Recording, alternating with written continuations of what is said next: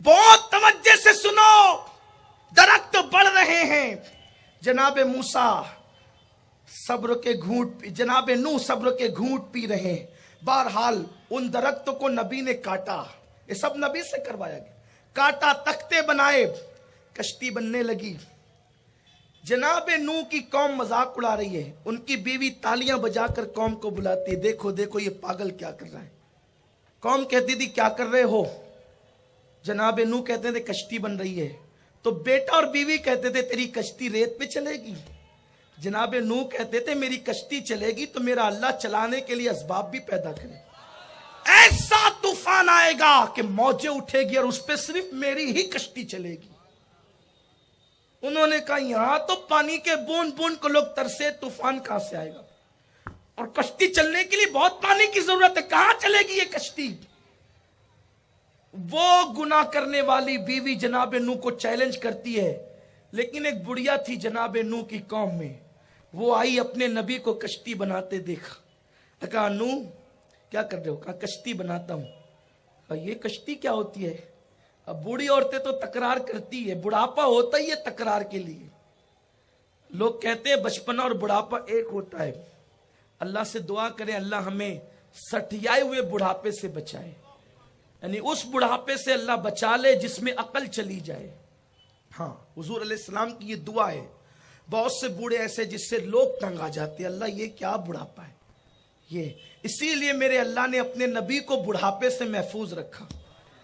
63 سال کی عمر میں بھی رسول اللہ کے داڑھی کے 12 بال بھی سفید نہیں ہوئے تھے۔ حضور علیہ السلام کو جو دیکھتا تھا یا شباب کہہ کے پکارتا تھا، اے جوان کہہ کے پکارتا۔ اور اسی لیے اللہ جب اپنے بندوں کو جنت میں دیدار عطا کرے گا تو کوئی جنت میں بوڑھا نہیں ہوگا، سب کے سب جوان ہوں گے۔ بڑھاپا ایک بیماری اور ایسی جس کا کوئی علاج نہیں۔ بوڑھی آئی، کہا کیا کر رہے؟ کہا کشتی بناتے ہیں۔ یہ کشتی کیا ہوتی ہے؟ کہا مائی طوفان آئے گا، جن لوگوں نے کفر کیا، نافرمانی کی، وہ سب بہیں گے اور کشتی میں ہمارے ایمان والے امتی داخل ہوں گے۔ اب میں بھی تو ایمان لائی، کہاں ہم تمہیں بھی اس میں شامل کریں گے اور تم بھی کشتی میں آؤ گی۔ دوسرے دن پھر آئی، حضرت نوح کا کام چالو ہے، کیا کر رہے ہیں آپ؟ کشتی میں مجھے لینا آپ نے کہا ہاں مائی ہم تمہیں لیں گے۔ تیسرے دن پھر آئی، کہا کشتی بن گئی؟ کہا نہیں مائی ابھی کام چلو، بن جائے تو مجھے لینا۔ یا اللہ یہ اس کا کام ہی ہو گیا روز کا، یعنی اس کو یقین اتنا پکا تھا جو نبی نے کہہ دیا وہ ہو کے رہے گا۔ وہ بیوی نہیں مان رہی ہے، بڑھیا مان رہی ہے۔ اسی لیے میرے آقا فرماتے ہیں اگر مومن بننا ہے تو بوڑھی عورتوں کی طرح مومن بنو، اپنا ایمان بوڑھی عورتوں کی طرح کرو، دنیا ادھر کی ادھر ہو جائے بوڑھی عورتوں کو ادھر سے ادھر کر نہیں سکتا۔ ایمان کے معاملے میں بوڑھی عورتوں کی طرح بنو، ایک دم کٹر۔ وہ ہوتی ایسی ہے جو بوڑھی عورتیں جو رسومات اہل سنت کی ادا کر رہی ہے، بڑے سے بڑا علامہ کے کہے نہیں کرنا، آپ اپنا کام کریں، نئی باتیں نہیں لانا۔ آج بھی یہ بوڑھی عورتوں کے اندر بات ہے، دنیا ادھر کی ادھر ہو جائے، یہ ہٹتے نہیں، یہ آپ اور ہم ہے، کبھی ادھر کبھی ادھر۔ ایمان اس کا نام نہیں ہے، ایمان یہ ہے جس پر آپ آ گئے ہیں، اب اس سے 1 انچ ہٹنا تو دور کی بات، اس میں شک بھی نہیں آنا چاہیے۔ یہ ایمان ہے، اس کو یقین ہے، نبی نے کہا طوفان آئے گا، کشتی بنے گی، روز آتی ہے، بار بار آتی ہے۔ حضرت نوح علیہ السلام کو غصہ آ گیا، یہ کیا بار بار آتی ہے؟ کہہ دیا نا بٹھا لیں گے۔ اللہ نے کہا نوح میری ایمان والی بندی کو تو نے ڈانٹا، اب نوح ایک کام کر، جا اور اس سے جا کر اس کے گھر جا، تو اس کے گھر جا اور اس سے وعدہ کر کہ اب تو نہ آنا، ڈانٹا جو تجھے ہے تو اب اس کا کفارہ یوں ادا کریں گے کہ تجھے خود بلانے آئیں گے، تو نے نہیں آنا۔ کیا احترام انسانیت ہے اسلام میں؟ پیغمبر نے ڈانٹا، یہ اس کی سعادت ہے، لیکن جناب نوح کو قدرت نے کہا تم جاؤ، گھر آئے۔ بڑھیا سے کہا مائی میں نے تجھے ڈانٹا لیکن اب تو نہیں آنا، میں تجھے لینے آؤں گا اور تجھے لے کر کے جاؤں گا جب طوفان آئے گا تو اس نے کہا ٹھیک ہے، جب آپ کا وعدہ ہے تو پھر کوئی بات نہیں، لیکن جب طوفان آیا تو آپ جانتے ہیں اتنی ہما ہمی تھی، جانوروں کو بھی لینا تھا اندر، ایک ایک جوڑا حضرت نوح علیہ السلام نے سارے جانوروں کو لیا، پرندوں کا لیا، سب کو لیا، اور جو ایمان والے تھے ان کو بھی لیا۔ اور اس درمیان میں ایک حادثہ یوں پیش آیا جس سے نوح علیہ السلام کی توجہ بڑھیا کی طرف نہیں ہوئی کہ ان کا بیٹا سامنے آ گیا۔ جب بیٹا سامنے آیا تو پوری توجہ آپ کے بیٹے کی طرف ہو گئی۔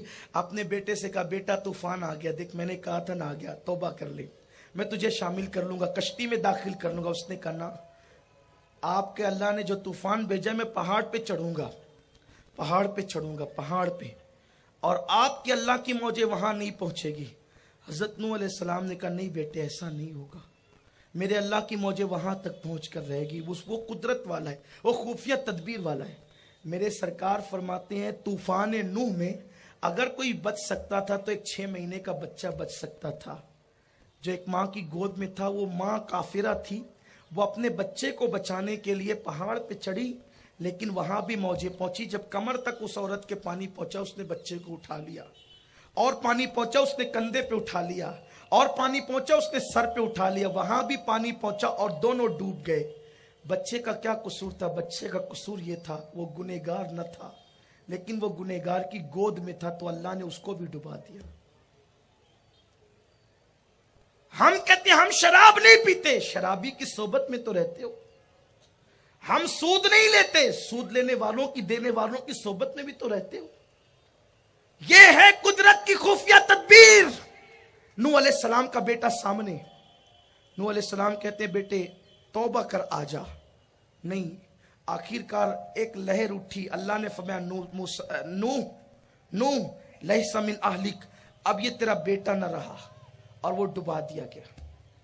کشتی چلتی رہی، 40 دن کے بعد کشتی کو کنارہ ملا۔ ایک بات یہ بھی بتا دوں عقیدے کی، نوح علیہ السلام کی کشتی کے جو تختے تھے وہ کم و بیش 1,24,000 تھے، اور آپ جب کشتی بناتے تختے لگاتے صبح کر کے دیکھتے تو پھر جیسا کہ ویسا۔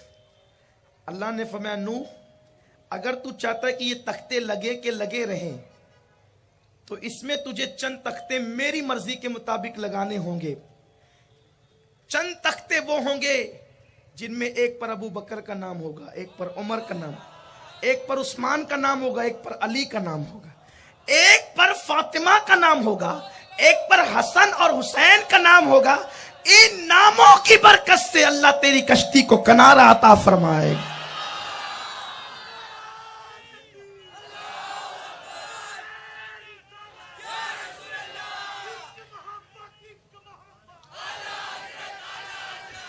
جناب نوح علیہ السلام کشتی کنارے لگی، باہر آئے، بڑھیا کی یاد آئی، کارے وہ بڑھیا سے تو ہم نے وعدہ کیا تھا، لیکن نبی بھولتا نہیں، نبی کو بھلایا جاتا ہے۔ بڑے بڑے درخت بہ گئے، تنکا بہ گیا، پہاڑوں تک موجیں گئی۔ بڑھیا تو گھاس پھوس کی جھوپڑی میں رہتی تھی۔ نوح جب چلے ہیں تو دیکھا کہ سب فنا ہے، لیکن ایک جھوپڑی نظر آتی ہے، ایک جھوپڑی نظر آتی ہے۔ گئے سلام کیا، بڑھیا نماز پڑھ رہی تھی، اس نے نماز جلدی مکمل کی، کہا طوفان آ گیا چلنا ہے، طوفان آ گیا چلنا ہے۔ آپ نے مسکرا کے کہا مائی آ کے چلا گیا، کہا میں تو نماز میں تھی مجھے پتہ ہی نہیں چلا۔ قدرت بتا رہی ہے اگر تم گناہ سے دامن بچاؤ گے تو ساری دنیا ڈوبے گی، اللہ تمہیں ترا دے گا۔ اگر تم گناہ سے دامن بچاؤ گے ساری دنیا مندی کی نحوست میں ہوگی، اور اللہ تمہاری دکانوں کو آباد فرمائے گا، تمہارے مکانوں کو آباد فرمائے گا۔ سب اس کی مرضی پر ہے، وہ چاہے تو پہاڑ پہ کھڑے ہونے والوں کو ڈبا دیتا ہے، اور وہ چاہے تو گھاس کی جھوپڑی میں رہنے والوں کو بچا لیتا ہے۔ اس لیے گناہ سے توبہ کرو، گناہ کی نحوست انسان کو تباہ کر دیتی ہے۔